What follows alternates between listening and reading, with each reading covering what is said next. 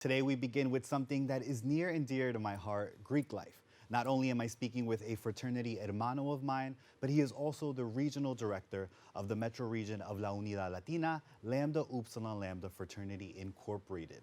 In addition to his leadership role in the Hermandad, he is also gearing up for an annual event that is helping give back to teachers, kids, and also helping alleviate the cost of back to school for many families. Our first guest is Garfield Holland II. Welcome, Garfield. How are you? I'm wonderful. Thank you, Jonathan, for having me. Yeah, thank you for being here. Like I mentioned, this is a special conversation. We are part of the same organization, also the same chapter. And I've been able to see the work that you've been doing in Greek life, but also in our community. And starting with Greek life in general, why did you decide to join Greek life? Well, Greek life, it was very important to me even before I pledged. I have a cousin who's a member of Zeta Phi Beta. My god brother is a member of Omega Psi Phi. So I knew what I was getting into before I actually ended up pledging. And I know that service is what it's all about. You know, people often have misconceptions. They believe it's all about the entertainment aspects. But what we really are about is giving back to the community. And that's what I wanted to be a part of. Yeah, and I mean, like I mentioned, now you are doing it, obviously. You've been doing it since you've joined as well.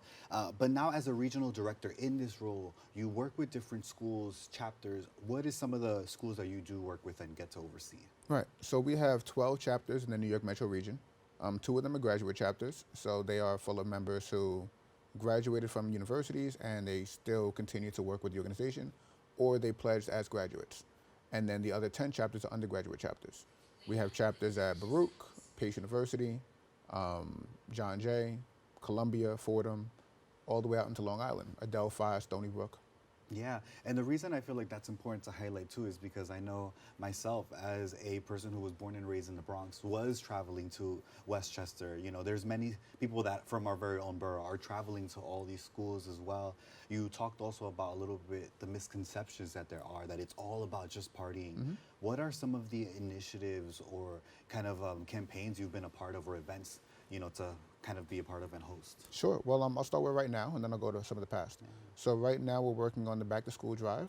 We've been doing that every year since 2020, except for last year we had a scheduling issue. But we get a couple hundred backpacks full of school supplies, and we distribute it to the children of the Castle Hill houses. We advertise a couple weeks ahead of time so the parents know to come on this day, and we partner with Kids Bay Community Center, and we do that. So that's happening August 31st of this year.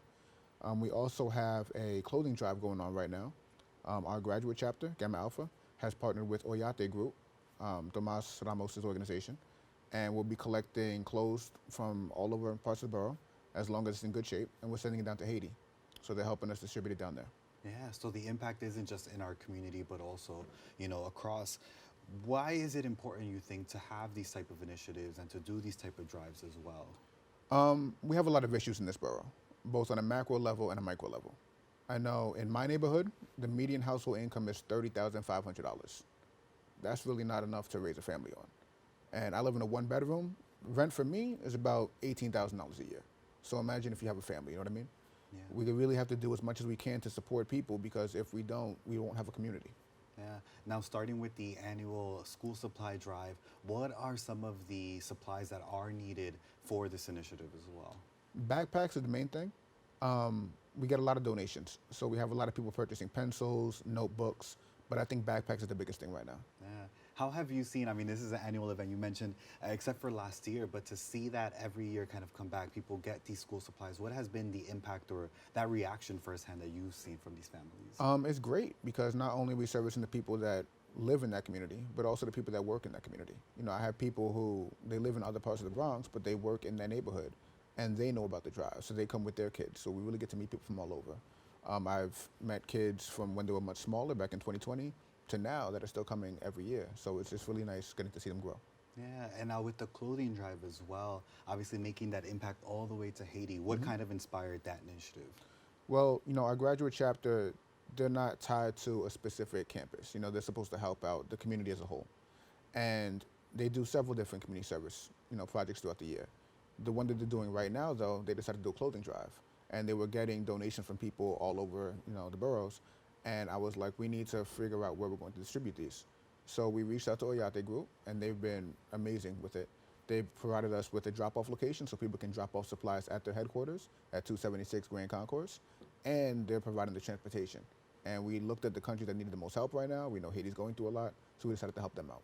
Wow. And when you talk about the graduate chapter as well, that is a part of this initiative, specifically the clothing drive, many people think after they graduate undergrad that it's over, maybe their opportunity with Greek life. Is that a fact or a myth, you'd say? I would say it's absolutely a myth. I think that if that is people's mentality, we wouldn't make it to all these years. You know, some of these organizations have been around since 1906, 1908, and that's because of alumni support. You know, they make sure that they continue working after they graduate. So we're in the process of doing the same. Yeah, and for people who are pursuing a master's, are professional in their career, can they still join Greek life and be a part of these kind of making change in their communities? Absolutely. We have a lot of members who pursue the organization while getting a master's or a doctorate. We have some that are pursuing the organization while they're in law school. And then we have some that graduated many years ago, but they want to get back. Yeah. Now for Bronxites as well, many people that are either undergrad or are kind of pursuing that professional journey, what would be your best advice for how they can go about finding out about Greek life? You know, everything's on social media nowadays. I saw a recent study that said that college students spend about 8 hours a day on social media. So we try to make sure we're on social media as much as possible, whether that be TikTok, Instagram, Twitter. We're trying to make a footprint on all of these services. Yeah. So you can definitely find us. Yeah, and also the misconception part, obviously, you know, when people are curious, maybe sometimes the fear of even looking into Greek life because of what we see in the news, what would be the best form of educating yourself or kind of debunking these things that we see, you know, that all the time in the media or other places? I wouldn't say movies. I think that movies, you know, their business is dramatization. They're there to sell you a product, they're there to get you riled up. So I wouldn't say movies. I would say speaking to members of organizations, whether they're in college or alumni. And I think a first-hand account would be the best way to go about it. Yeah, definitely encourage people to do that because I think, like you mentioned, the movies, there are so many things out there. Obviously, there's pros and cons of joining and depending on where you go, but definitely it's beautiful to see these kind of initiatives and so many other Greek members as well, not just our organization, but I know there's also a big part of collaborating. Can you talk about some of those ways that you've also collaborated with maybe other Greek orgs and to show that we kind of are able to come together in a way? Sure. For the Back to School Drive 2 years ago, Sigma Gamma Rho collaborated with us. A large amount of them from Pace University came out and helped us distributing the supplies, gathering the supplies. We always get donations from other Greek organizations. Not only in New York, I have chapters out in New Jersey from other organizations that have bought 20 backpacks, 15 backpacks, a ton of loose leaf. So we collab with Greek organizations as much as possible and nonprofits in the community. That's great. Now, bringing it back to the annual school supply drive, what can people expect on August 31st on that day? So on August 31st, we're going to have the school supplies, of course. We're going to have a bunch of volunteers. We have a barber who's coming up, who's from Brooklyn. He's coming up to give kids haircuts on the spot. Wow. So while you're waiting to get your backpack, your child can go get a haircut and stuff like that. And we're also going to have an icy cart giving out ices to the children that are waiting. Nice. And about how many backpacks are going to be available, or are there more quantities that we can expect as the day gets closer? Right now we have a couple hundred. We're trying to get some more. So it's a work in progress. Yeah. Now, how can people obviously join this movement and join this event? I would say follow us on Instagram. You know, I'm from the Pace chapter. So on Instagram, we're at LUL_Pace. We have updates on there. It shows us purchasing the supplies. It shows us packing the supplies. And you can always reach out via direct message, and we'll have details for you. Yeah. Now, are you also seeking not just donations, but also volunteers, or just obviously a call out to the community to show up? Absolutely. Volunteers are always welcome. We try to get pizza and stuff for the volunteers while they're working to help them get everything done. So yeah, absolutely. Yeah. Now, of course, with talking the work that you've done in Greek life, but also in the community, you were also a former New York State Assembly candidate. When that election obviously didn't go your way, why was it important to still have this impact and still be a part of the community? Well, I ran because my community needed help. And even though I did not win my race, I got 21% of the vote. It doesn't change the fact that my community needs the help. So I'm continuing to do what I can to help out.